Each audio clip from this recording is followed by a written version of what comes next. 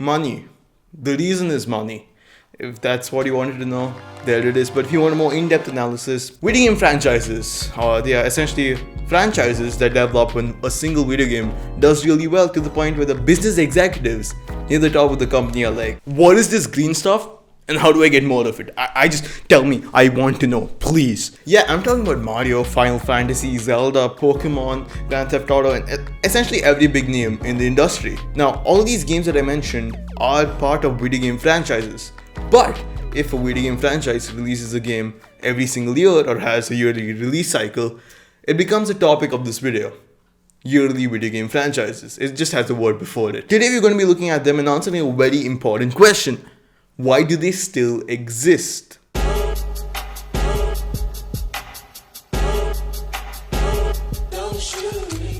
Video game franchises are based upon the principle of iteration and innovation. So basically you have an idea, an initial idea, and you iterate upon it. So you release a new game every single year, and with every new title, you try to improve its mechanics, or you just innovate upon it. Yearly video game franchises are typically run by AAA companies or big box companies since they have the capital to do so. Yeah, I'm talking about companies like EA, Ubisoft, and Activision. But today we'll be limiting our discussion to two franchises. One that was yearly at one point and then ended up not being yearly anymore, and one that has been yearly since the dawn of time. Let's just start off with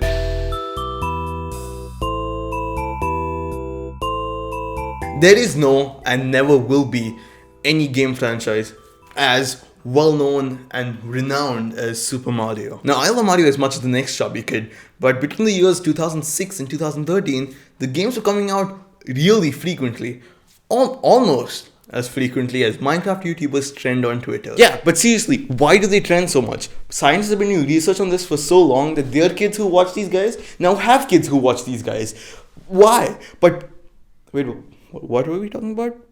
New Super Mario Bros. Yeah, let's just get back to that. We have New Super Mario Bros, Super Mario Galaxy, New Super Mario Bros. Wii, Super Mario Galaxy 2, Super Mario 3D Land, New Super Mario Bros. 2, New Super Mario Bros. U in the same year, and Super Mario 3D World. Okay, now, all of these games might not have been exactly yearly apart. They were coming out almost every single year very frequently. But why would Nintendo do this?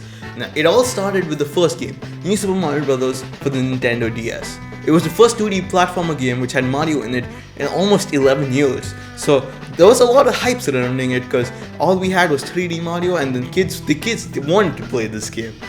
The old people calling every console Nintendo, they wanted to play this game, and you probably have played this game because it's on the top selling games of all time. And due to its immense success, Nintendo essentially milked the cow dry. The gameplay of these games are mostly similar, and you know what? Here's gameplay of New Super Mario Bros. Wii and New Super Mario Bros. U.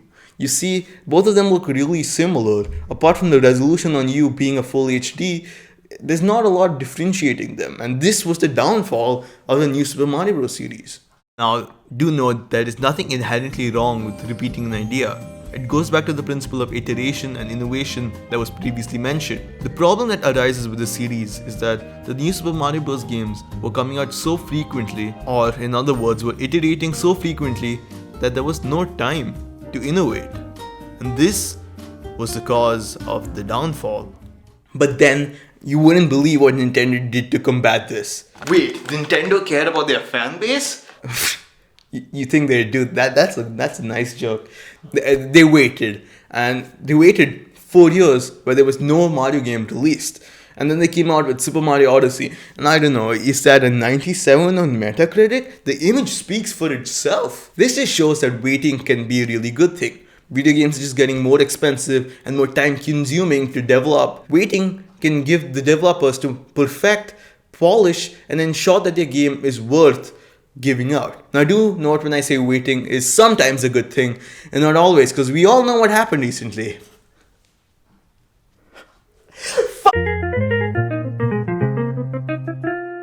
You know what? Let's just move on to the next one. Hello, my name is Bill Nye, not to be confused with the science guy, and I'm an employee of EA. Corporate has asked me to react to this video. I don't know why. I do not know what to expect. Let's just watch it.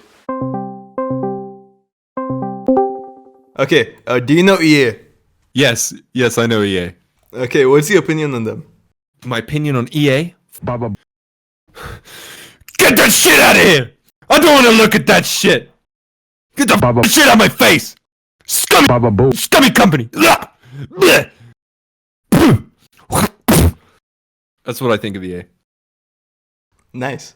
So what do you think about that video? What do you mean? Now EA is one of the most hated companies in the world.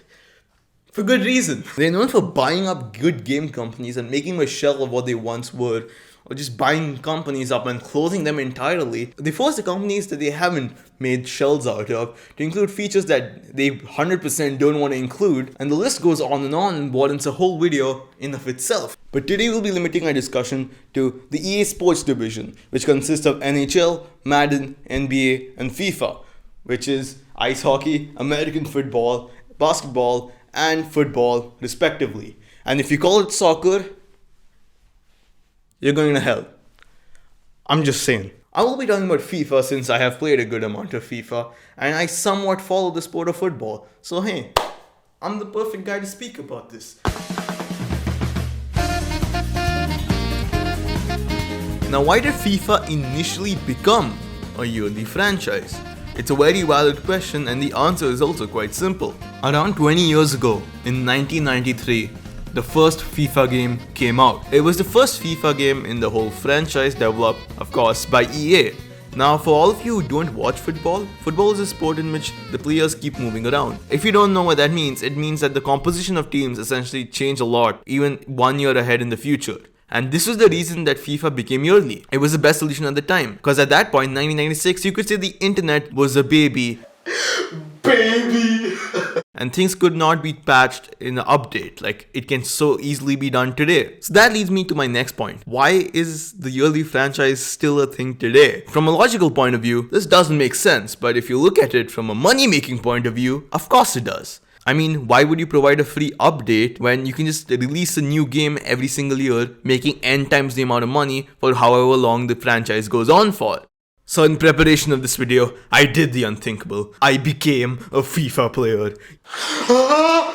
I played the Ultimate Team game mode, which is essentially a trading card game mode, where you can collect players' as card and build up your squad.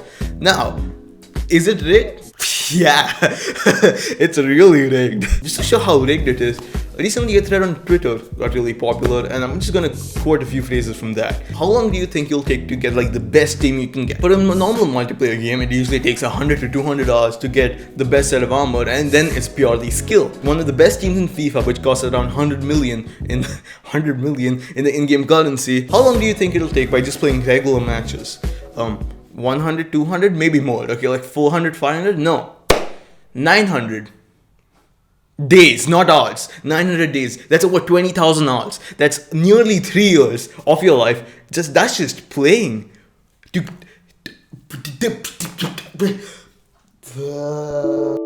Now, what's the other alternative? Microtransactions, obviously, because they need money. But here's the thing. Paying for the microtransaction doesn't guarantee you any good player or any benefit. It allows you to open loot boxes or packs, as they're called in FIFA. So giving money doesn't help your odds. It just allows you to do it more over. This isn't just some quirky game mechanic. This is gambling in the worst form. And as you've seen so far, we do have some clips of people stating their opinions on EA.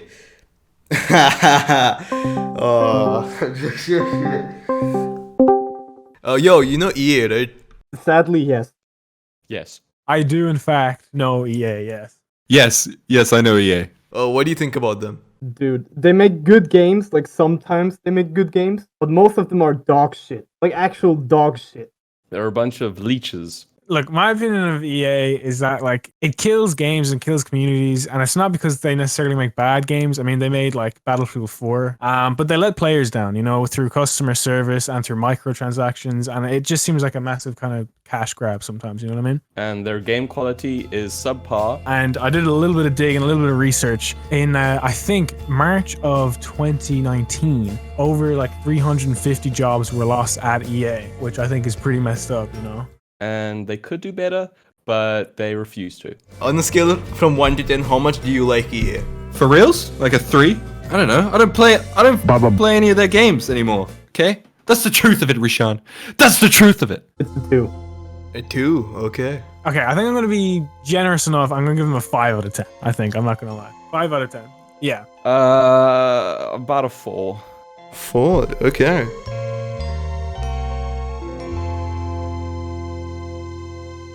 So what did we learn today? We examined 2 franchises, New Super Mario Bros., which was once yearly, but then Nintendo learned that they couldn't keep it up without damaging the quality, and thus stopped the yearly release cycle. They learned from their mistakes and acted upon it. But on the other hand, you have FIFA, which has been yearly for more than 20 years, releasing essentially the same game every year and not facing any consequences. Now, is this going to change? Probably not. No matter what happens, EA will keep making these games since they keep making money and they don't care about their audience. Don't support games that you don't want being made in the future. It's quite simple. You, the consumer, have a choice. Maybe not as one person, but if everyone does it, there will be a change. So in conclusion, yearly game franchises, are they a good idea? Yes, well, they were at one point. But they've gotten to the point where video games have gotten so expensive and so time consuming to make that now it's just not that economically beneficial to both parties, the consumer and the game developers. And most of the times it isn't the game developers who want this to be a yearly franchise. It's the business executives on the top exploiting labor, making them release it yearly. This just shows that the problem with yearly game franchises aren't the developers or the games themselves. It's the companies behind them.